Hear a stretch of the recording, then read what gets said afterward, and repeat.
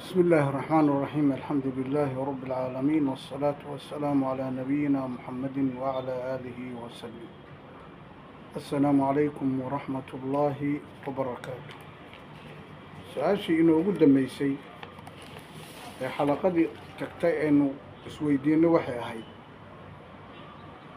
مرة بري كرا قف بنتي قف نور سيمن لويديسن كرا وح إلهي كليس أنو كرا jawaabtii oo kooban waxay noqonaysaa maya. qof dhintay maxaa laga bariyaa? qof dhintay waxay Soomaalidu yiraahdaan qof dhintay kabihiisa ka roon. iska daa wuxuu ku qabto isaga u baahan in loo duceeyo oo Ilaahay loo baryo oo ma garanaysa sadaqa loo bixiyo oo haddii umro ama xaj loo sameeyo waxyaalihii nabigu ogolaaday. ama isaga in la yiraahdo sheekh fulaan oo ka kacboorka oo maxnasi oo roob keen oo hadee markuu noolaaba ma karinay goormo hadda la imanaya. taas marka ma banaana. waxaan kaloo banaanayn qof nool in la weydiisto wax ilaahay kaligiis uu karo. ilaahay waxyaalo uu karo oo waa iska macruuf, roob inuu keeno, awlaad inuu keeno, maal inuu ku siiyo, cimriga inuu ku barakeeyo, inuu ma garanaysa sharka ka celiyo, khayrka ku siiyo. yani waxaas oo wax ilaahay la gaar yahay. dadka ilaahay khasaa'istiisa ilaahay dadka uguma tabaruco ma siiyo. sheekh fulaan ilaahay baa siiyey bay ku leeyihin. ilaahay ma siiyo ilaahnimadiisa, dad lama qaybsado. taasna intaasaan uga gudbaynaa. sheekh magaca gabadha walaasha nebiga ahayd ee xagga nuugmada, nebigu gabaruu la nuugay ayaa jira hooyadeed oo walaashii saas ku noqotay. magaceeda sheeg. waa su-aasha 11aad. gabadhaas waxaa la oran jiray ashaymaa bintu lxaaris. ashaymaa bintu lxaaris. 22 kooxaha ama firaqda lunsan cid ka mida nebigeenni ma la kulantay? firqadaha lunsan qayb ka mida miyaa jira nebiga la kulmay waqtiguu nebigu noolaa? firqadaha lunsan waxaa laga wadaa kuwa manhajkii ahlu sunna waljamaaca dhinac maray. kuwaas iyaga ana nebigu wuxuu kala kulmay nin maalin intuu u yimi yidhi nebi maxamedow cadaalad samay. waryaa cadaalad samaynaya buu yidhi haddaan anigu samayn. markaasuu markii kii uu dhaqaaqay buu yidhi kaas waxaa ka soo bixi doona amtaashiisa oo kale, waxaa soo bixi doona kuwo noocaasa.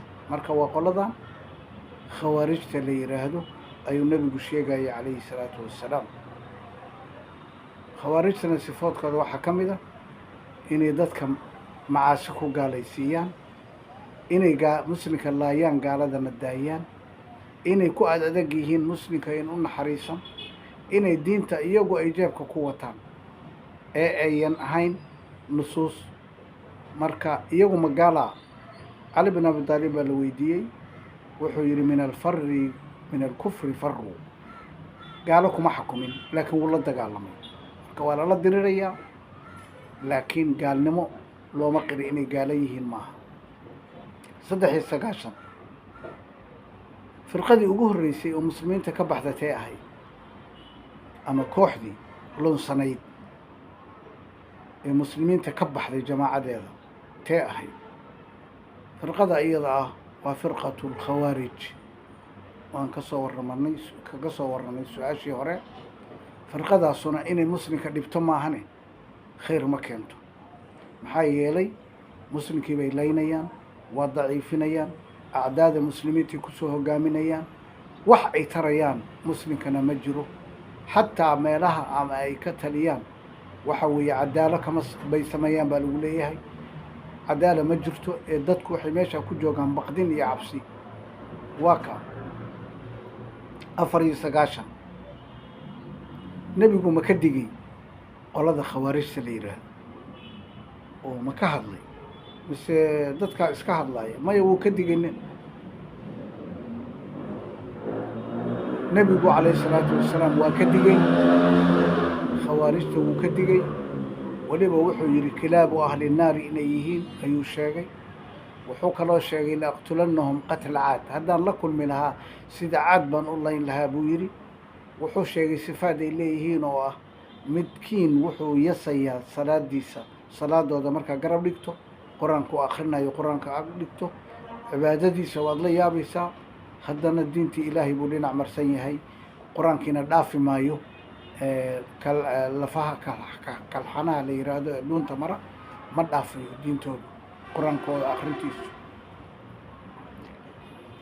95 shiico ma jireen oo ma noolaayeen markii nebigu joogay shiico fariiqada la yiraahdo ma joogin waqtigiisii nebiga ma jireen su-aashaas waxaan idin weydiiyey laba nin ayaa ku dooday oo nin ahlu sunna iyo nin shiico ah marka inuu xujeeyo ayuu rabay markaasuu wuxuu ku yidhi kii sunnaha ahlu sunna waljamaaca ahaa war idinka shiicadu baraka maba lihdin oo nebiga kabihiisa ayaad xadeen buu yidhi nebiga kabihiisa ayaa xadeen markaasuu wuxuu ugu jawaabay annagu maba jirine waktigaas goormaanu xadnay marka wuxuu isku xujeeyey inay gadaal ka yimaadeen oo uusan nebiga waktigiisii in dad jooga ama manhajkooda uusan jirin 86 maxay shiicadu aaminsan yihiin shiicadu maxay aaminsan yihiin muslimiinse ma yihiin waa su-aal aada u dhib badan shiicada firqa daalla baa lagu daraa firqadaha lunsan iyaga iyo khawaarijta waxayna aaminsan yihiin in cali bin abi aalib uu xukunka lahaa kadibna aalubeytku ay leeyihiin marka kama qaataan cidaan iyaga ahayn cilmiga axaadiista kama wariyaan qur-aanka tafsiirkiisa kama qaataan marka waa firqo noocaasa wayna iskhilaafsan yihiin qaarkoodna waa gaalo qaarkoodna waa lunsan yihiin baa la yidhaahdaa gaalnimada waa laga soo reebaa waxaana ugu roon firqada yeman joogta oo la yidhaahdo zaydiya kuwaasa ahlu sunnaha ugu dhow kuwa ugu daranna ismaaciiliye iyo waxaasaa la yidhaahdaa waa khatar kuwan itna cashariyada la yidhaahdo iiraan haystana ma khayr badna oo inta asxaabtii nebiga bay gaalaysiinayaan oo lacnadayaan dalaal fara badan oo mugdi ana way qabaan a'immadoodana waxay aaminsan yihiin inay macsuumin yihiin oo ayan gafin a'immadoodu ma gafto waa sidii dad wax loo waxyudo kale waa 12 cadadkooda marka firqadaas waa sidaas